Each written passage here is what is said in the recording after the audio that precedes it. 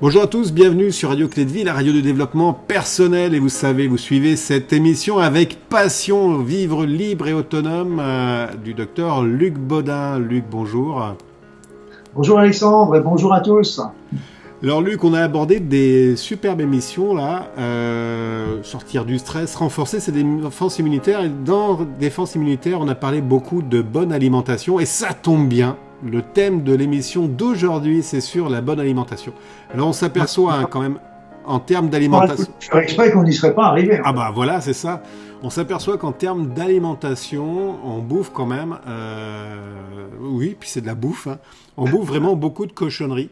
Et de plus en plus, hein, on voit les pesticides, on voit enfin toutes ces cochonneries. Et c'est bien dommage. Alors, bonne alimentation, Luc Bodin, comment est-ce qu'on fait ça pour avoir une bonne alimentation ? Eh bien, déjà à la base, moi, je conseille vivement de développer plutôt une alimentation biologique, ça c'est clair, de saison, de pays. Déjà, c'est important.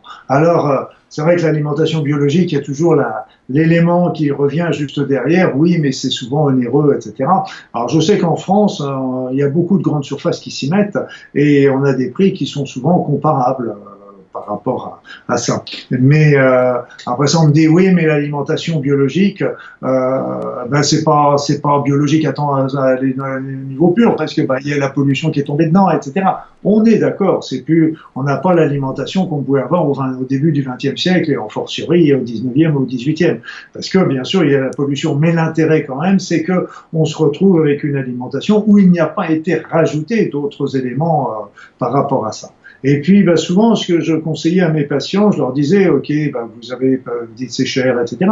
Mais regardez bien votre caddie à la fin de regardez bien si tout est vraiment utile. Est-ce qu'il serait pas utile de laisser peut-être tomber 2-3 sucreries et 2-3 sodas ou choses comme ça, et puis peut-être avec l'argent que vous n'aurez pas dépensé à ça, de s'offrir quand même une alimentation qui sera beaucoup plus saine pour votre santé. Donc il y a aussi des histoires de choix. Et puis moi je vois aussi en France, on a souvent aussi des petits agriculteurs. Je sais qu'en France, il faut payer pour avoir un label bio, ce qui est quand même aussi un comble. Les autres n'ont pas à le payer, mais eux, pour avoir le label bio, il faut qu'ils payent en plus. Donc il y a beaucoup de petits cultivateurs qui n'ont pas les moyens de se payer ça. Et donc on retrouve déjà des cultivateurs qui, même s'ils sont pas franchement bio à 100%, sont des personnes qui font beaucoup plus attention aux produits qu'ils mettent et qu'ils utilisent, etc. Donc ça, c'est l'élément clé, manger le plus naturel possible. Le petit potager, c'est génial, si vous avez l'occasion. La deuxième, c'est plutôt une alimentation de pays, de saison, parce que là, c'est vrai qu'on n'est pas fait pour manger des fraises en hiver. Et donc, il faut... je me rappelle autrefois, quand j'étais gamin, quand on mangeait une orange à Noël, c'était quelque chose d'extraordinaire. Ouais, oui. C'était the orange, alors que là, maintenant, ça croule sous les oranges et les bananes et des choses comme ça toute l'année. Donc, c'est déjà un point important. Notre organisme est fait aussi pour manger au fur et à mesure des aliments qui correspondent à la saison. Et puis, quelle alimentation choisir? Alors là, parce qu'il y a plein de régimes, hein. Il y a plein de régimes. Alors là, Alexandre, je vais te dire. Eh bien, tous les médecins sont d'accord. Tu te rends compte, un consensus comme ça, pour conseiller tout simplement le régime méditerranéen, qui fut appelé autrefois le régime crétois, parce que le régime méditerranéen a prouvé son efficacité, en particulier pour prévenir les maladies cardiovasculaires, a prouvé son efficacité pour limiter le risque des cancers, a prouvé même son efficacité pour diminuer le risque des maladies d'Alzheimer. Donc c'est pas... Et donc, c'est vraiment un élément qui est extrêmement intéressant. Et au pire, c'est pour les médecins qui sont incrédules, ils diront, si ça vous fait pas de bien, ça vous fait pas de mal. Mais bon, ce régime est vraiment important. Donc, il consiste en quoi? C'est déjà le centre des aliments, de l'alimentation, elle doit être déjà ciblée sur les légumes, les crudités, les fruits. Donc ça, c'est vraiment important. Et plus ils seront variés au cours de la journée ou au cours des journées successives, et mieux ce sera parce que ce seront des apports en nutriments divergents et qui vont apporter. Ce qui est important aussi, c'est pour ça que l'alimentation de saison est importante, parce qu'il ne faut pas non plus, plus par exemple un fruit, un légume a été cueilli longtemps à l'avance, et bien plus il a tendance à perdre quand même tous ses nutriments. La même chose également au niveau de la cuisson. Plus on va le cuire à haute température et plus il va avoir tendance à perdre de ses aliments. Donc on conseille en général du 110 degrés maximum. Ne pas saisir les aliments, donc faire que vraiment les mettre à 110 degrés maximum. Si vous faites cuire des légumes, faites préférer surtout l'alimenter à la cuisson à la vapeur, même pour le riz, vous pouvez le faire cuire à la vapeur. Plutôt que le cuire dans l'eau, parce que tous les nutriments passent dans l'eau, alors il faut boire le bouillon ce qui est possible quand on a fait une alimentation bio. Donc c'est vraiment les fruits, les crudités, etc. C'est vraiment la base. Après ça, on se retrouve. Oui. Juste 30 secondes. L'alimentation, comment s'appelle, vivante, c'est quoi quand on parle d'alimentation vivante? C'est les fruits, c'est les légumes? Donc... C'est les fruits, c'est les légumes, je pense. Tu sais, là encore, beaucoup de personnes mettent des mots différents, des sens différents derrière. Pour moi, une alimentation vivante, c'est une alimentation qui est justement crue ou faiblement cuite, etc. Et qui va garder toutes ses capacités, tout son potentiel. Voilà.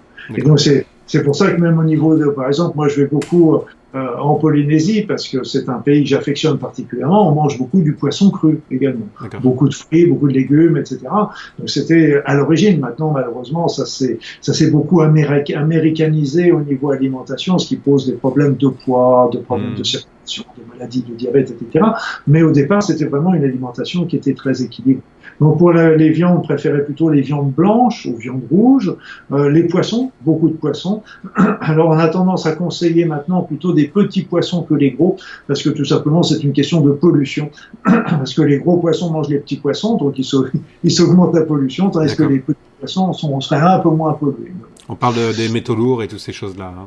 Voilà, tout à fait, du fameux mercure, etc. Ou alors des poissons d'origine biologique, mais il y a eu un scandale encore tout dernièrement avec la fameuse farine qui nourrissait les poissons qui n'étaient pas biologiques. Alors, ouais, justement, il y a eu un reportage sur ça où ils ont comparé des saumons qui étaient biologiques et des saumons qui n'étaient pas biologiques, et les saumons qui étaient biologiques étaient limite impropres à la consommation parce qu'ils avaient tout plein de métaux lourds que n'avaient pas justement les saumons non biologiques.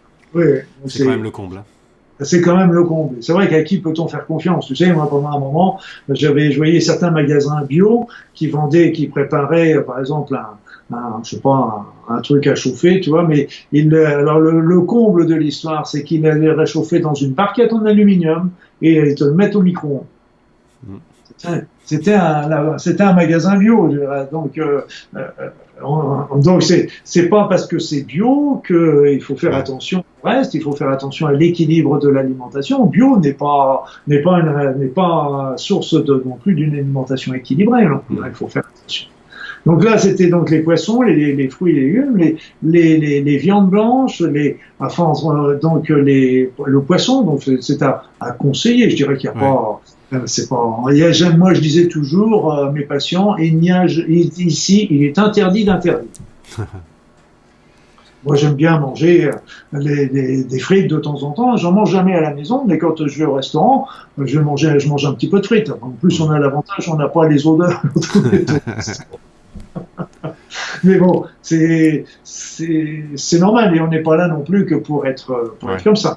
Alors, il y a aussi un autre élément qui est important, c'est de avoir des bons acides gras. Et donc, les acides gras, on va les retrouver déjà avec les poissons. Donc, ne pas hésiter, les poissons gras sont des poissons, c'est de la bonne graisse, donc c'est positif. Après ça, on va les retrouver avec les huiles d'olive, avec les huiles de colza, avec les huiles de noix, de tournesol. Donc, ils vont apporter des oméga 3, des monoinsaturés, des polyinsaturés, oméga 3, oméga 6, oméga 9, et qui sont très importantes pour la santé parce que ça va développer certaines substances, des prostaglandines, qui vont être très utiles pour relancer les défenses immunitaires, pour lutter contre le en plus, toutes nos cellules sont formées d'acides gras. Alors, si on a des acides gras qui sont justement polyinsaturés, comme je viens de vous le dire, eh bien, à ce moment-là, les cellules ont des membranes qui sont souples et elles vont beaucoup mieux communiquer, échanger entre elles, etc.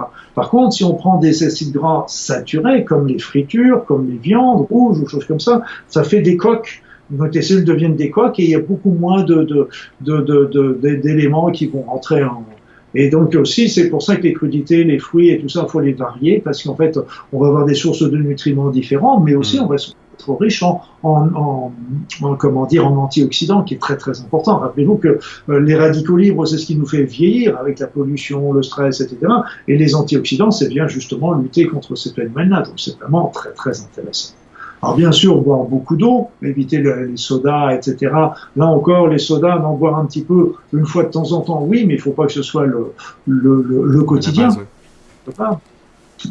Les Crétois acceptaient un petit verre de vin rouge, parce que paraît-il, ça contient des polyphénols. Nous, Français, on est très contents de ça. Mais j'y crois pas trop, moi, mais bon, c'est moi, ils engagent que moi, parce que les polyphénols, on retrouve surtout dans un type de vin, les vins de Bordeaux. Mais bon, après ça, les polyphénols, ça fait quoi? C'est des antioxydants extrêmement puissants aussi, qui sont les plus puissants, et justement, mais on les retrouve surtout avec le thé et le thé vert. Et là, moi, j'y crois beaucoup plus. Et là, il faut vraiment le thé vert est extrêmement puissant grâce à ces polyphénols, et ça nous donne vraiment des éléments puissants en prévention des maladies, mais même au moment des soins, des traitements des maladies. Donc là, ça, c'était vraiment le pôle commun par rapport à cette alimentation qui vraiment est une alimentation de base. Donc il faut limiter, je ne dis pas interdire, je disais tout à l'heure, il y a les charcuteries, limiter les viandes rouges, limiter les fritures, limiter les sodas, limiter tout ce qui est à base de sucreries. Mais moi, j'aime bien manger mon petit morceau de chocolat après mon petit déjeuner. Oui, c'est ça. Il faut quand même se donner du plaisir, quoi, parce que sinon. On se fait du plaisir. Faut toujours se faire du plaisir. Oui, parce que le moral joue énormément dans la nourriture aussi. Hein, évidemment. Parce que j'en vois trop qui sont tristes parce qu'ils sont en train de manger leur patate à l'eau, et puis l'autre qui ont la banane comme ça parce qu'ils sont en train de manger leurs frites avec leur gros steak frites. Je veux dire, c'est d'abord se faire plaisir, c'est déjà toujours important.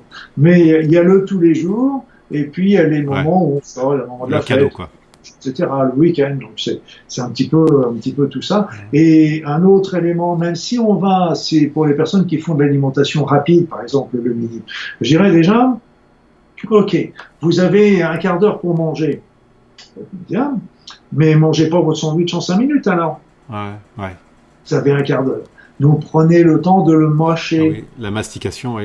La mastication, prenez, parce que là, ça va permettre de mieux le digérer. Après ça, maintenant, on fait souvent, dans beaucoup d'endroits, on fait des petites barquettes avec des petites salades qui sont composées. Il y en a qui vont carrément préparer leur petite salade pour le midi. Donc, c'est des alternatives un petit peu à tout ce qui est justement sandwich, etc. Et qu'on finit un petit peu par être fatigué par ça, c'est normal.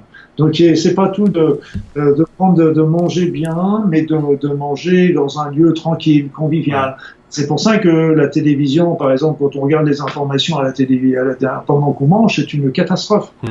D'abord, il n'y a plus de discussion, ou alors c'est pour s'engueuler sur les sujets politiques. Et puis ça nous montre que toutes les misères du monde, et c'est vraiment pas, il faut que ce soit quelque chose de convivial, d'agréable, de détente le repas. Et c'est là qu'on digère, marcher correctement, prendre son temps tranquillement, parce que ça fait partie. Et puis il y a aussi une question de quantité qui est importante, parce qu'on a vu aussi que avec le régime Okinawa, par exemple, que simplement, si on veut rester sur le plan culinaire, alimentaire, eh bien, le fait de manger des petites quantités était aussi une source de longévité. Et ça aussi, parce que plus on mange, plus on a besoin de manger, et à ce moment-là, plus l'estomac se dilate, et plus l'estomac se dilate, et plus on a encore besoin de manger, mais seulement la digestion, elle se fait sur des temps très importants, et on sait qu'une personne qui est en surpoids peut avoir jusqu'à 10 à 15 ans d'espérance de vie en moins à cause de ça, parce que l'organisme s'use à digérer, il a plus cette période de tranquillité entre les repas. C'est pour ça qu'il faut le laisser un peu tranquille. Est-ce qu'il est préférable de faire des petits repas de façon régulière dans la journée, ou est-ce que c'est mieux de se baser sur 3 gros repas? Je pense qu'il est mieux de se baser sur 3 gros repas. Enfin, on dit toujours un bon repas le matin, un repas copieux le midi et léger le soir.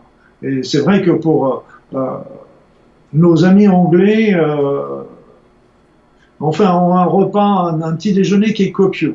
Et donc, je dirais que c'est pas mal parce que ça tient au corps. Ça tient au corps. Parce que si on mange des sucreries, des choses comme ça au petit déjeuner à la française, ça tient pas au corps. Donc, il faut vraiment Moi, j'avais fait l'expérience sur moi il y a bien longtemps. Je prenais souvent mon bol de café avec un ou deux morceaux de sucre. Je mettais du pain avec du beurre et de la confiture. Et je me retrouvais avec des coups de barre à 10 heures, 9 heures, 10 heures du matin. Je prenais mon petit déjeuner à 7 heures. J'avais des coups de barre à 9 ou 10 heures. Et j'ai fait un petit exercice, depuis je fais toujours que ça. J'ai supprimé tout le sucre de mon café. J'ai supprimé la confiture. J'ai gardé le même nombre de tranches de pain. J'ai pas augmenté.